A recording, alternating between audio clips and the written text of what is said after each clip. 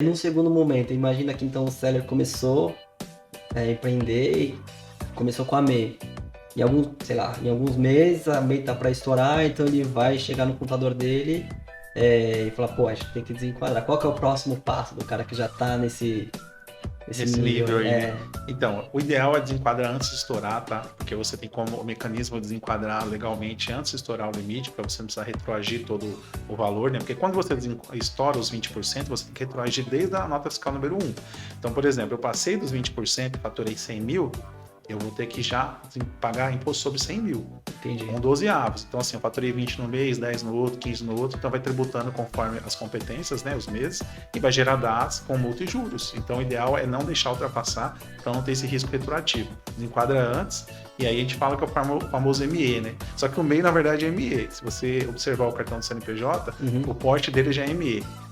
Aí eu vou falar também depois o que é uma ME. É uma empresa que fatura até 360 mil por ano. Então, em média, 30 mil por mês é considerado microempresa. E o MEI está dentro, né? 81 mil por ano.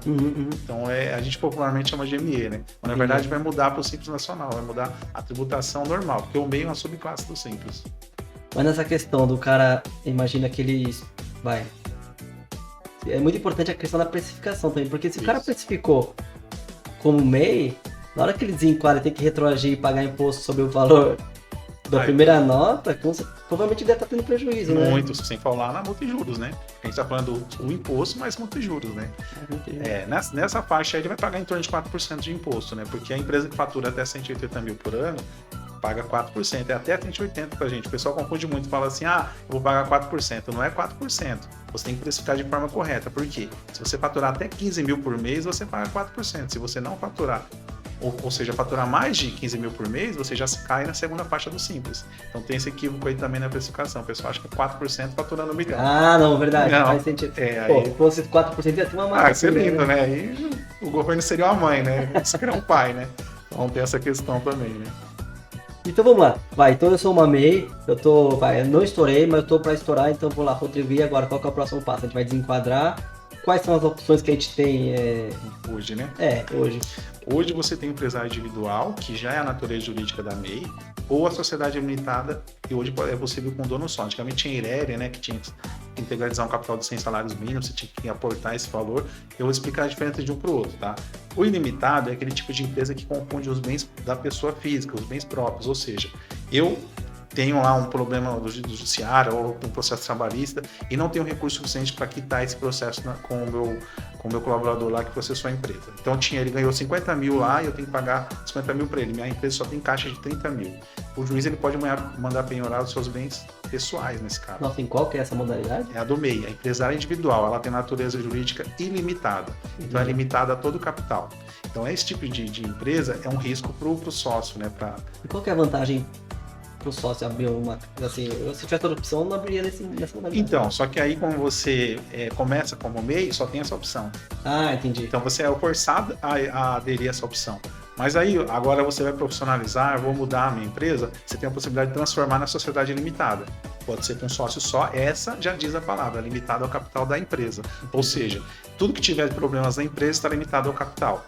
Mas eu tenho que integralizar esse capital também. Não é só, vou jogar 30 mil de capital, não. Se eu estou falando que minha empresa tem 30 mil de capital, eu tenho que constituir ela como limitada e depositar os 30 mil na conta da pessoa jurídica assim que eu formalizar o processo. Mas esse capital social, quem define é o próprio sócio? O próprio sócio.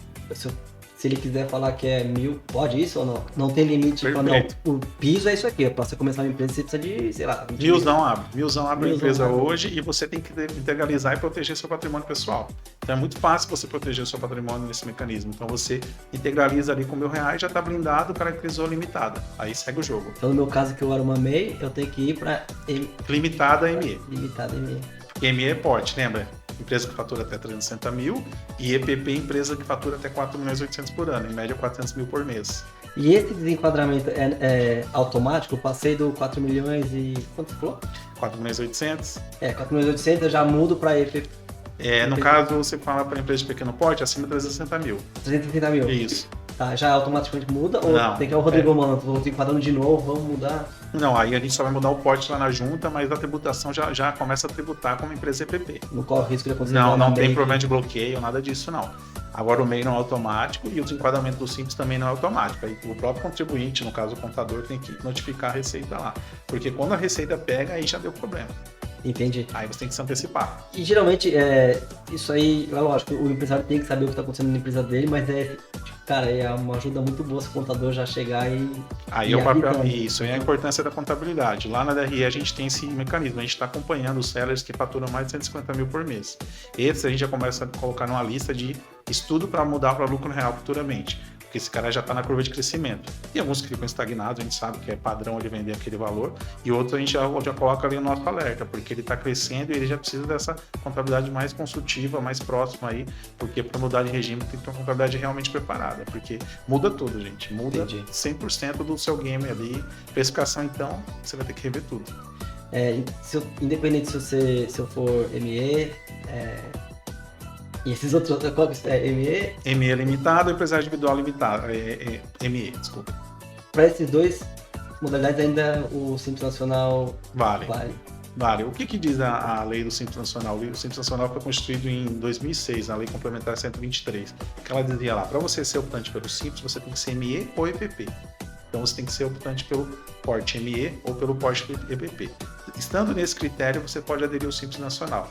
Depois desse critério, você é enquadrado como empresa demais. Demais são empresas que faturam mais de 4.800.000 por ano, e aí você tem lucro presumido ou lucro real. Aí você vai encaixar automaticamente você sai do Simples Nacional. Sai automático e você já pode colocar seu porte como demais. Seja uma empresa do regime periódico de apuração, regime normal, né?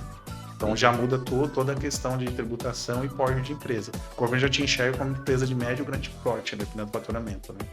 E a fiscalização é mais próxima do governo quando você já está nesse outro porte? Sim, ele já te vê como grande empresa, então realmente, somente no lucro real, você tem que andar 100% na linha, porque o seu balanço vai para a Receita, sua escrituração fiscal vai para a Receita, tudo em tempo real. Porque o seu imposto é sobre o lucro, né? Então, sobre o lucro, perfeito. Tem que provar que realmente não teve lucro para não pagar imposto. Porque o mecanismo do lucro real é justamente isso.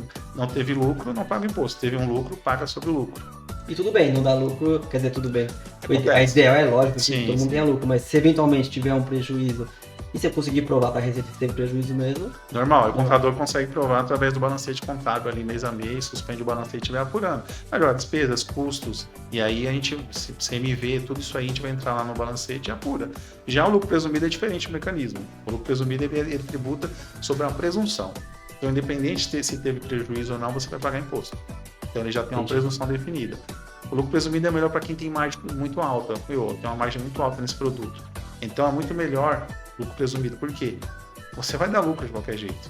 Então, dependendo do lucro que der no resultado, é melhor ser presumido que o lucro real, porque o lucro real a tributação é alta sobre o lucro.